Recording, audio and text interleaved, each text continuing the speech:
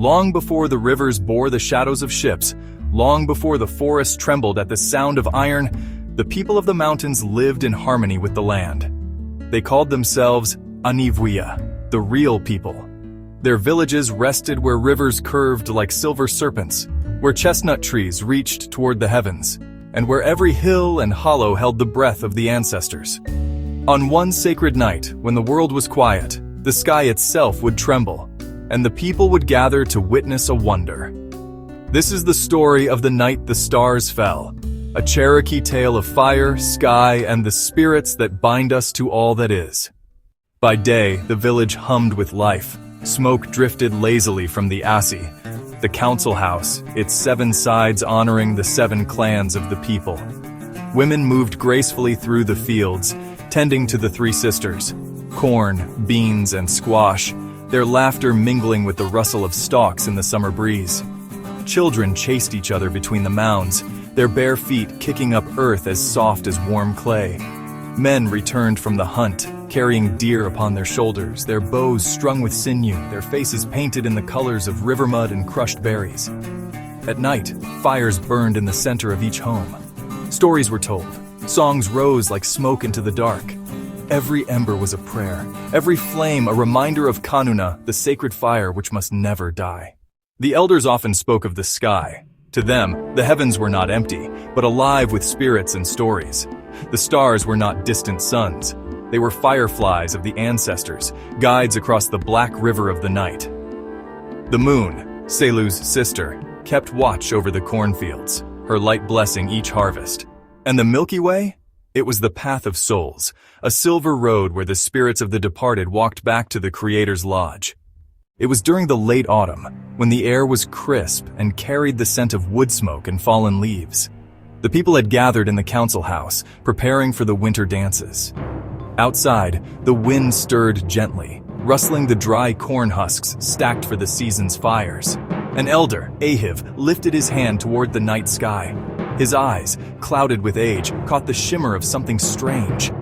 A star tore itself from the heavens, a streak of fire across the velvet dark, then another, and another, until the sky itself seemed to unravel, spilling light like sparks from a great celestial fire. The people poured from their homes, their eyes wide, their breaths held. The children clung to their mothers. Warriors stood silent, their spears forgotten in their hands. The Adawei, the medicine men, chanted low prayers, their voices trembling like leaves in the wind. The stars did not fall gently. They streaked across the sky with fury, as though the spirits were casting down burning arrows. Some split into showers of sparks, raining light over the mountains. Others blazed so bright, the river reflected them as if day had come again. The people wept. Some fell to their knees. For to see the stars abandon their place in the heavens was a sign the balance of the world had shifted. In hushed tones, the elders told the children what was happening. Long ago, they said, the sky and earth were once connected by a great tree. It grew so tall that its branches touched the upper world. From there, the star people descended, bringing fire and wisdom to the earth. But when the people forgot gratitude, when they turned away from harmony, the star people withdrew, climbing back into the sky, leaving only their sparks behind. Tonight, the sparks were falling again, perhaps in anger, perhaps in warning, perhaps as a reminder. Do not forget the balance. Will the stars strike us down? Will the world end tonight? No, the world will not end, but it is speaking to us. We must listen. Do not fear the fire in the sky. It is not destruction, it is renewal. Each star that falls is a spirit reborn.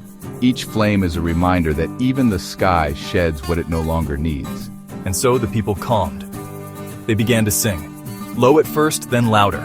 Voices rose together. A song of courage against the storm of stars. By morning, the fires had ceased. The stars had returned to their quiet places. The sky was pale blue, washed clean, as if nothing had happened. But the people remembered. They remembered the fear in their hearts, and the way their voices joined as one. They remembered the light that fell like tears of fire. The elders declared it a sacred night, one that would be told for generations. The night the stars fell. To the Cherokee, this was not merely a strange event in the heavens. It was a lesson that the world above and the world below are mirrors. That balance must be kept between people and nature, between gratitude and desire, between the fire of the sky and the fire of the hearth. And so each year when the nights grew long, the people would gather again. They would tell the story. They would remember the fire that fell from the heavens, and they would remind the children, we are all sparks of that same great fire. We shine for a while, we fall, and we return to the earth. But together, we make the night beautiful. And that is the story of the night the stars fell, a Cherokee story of fire and sky.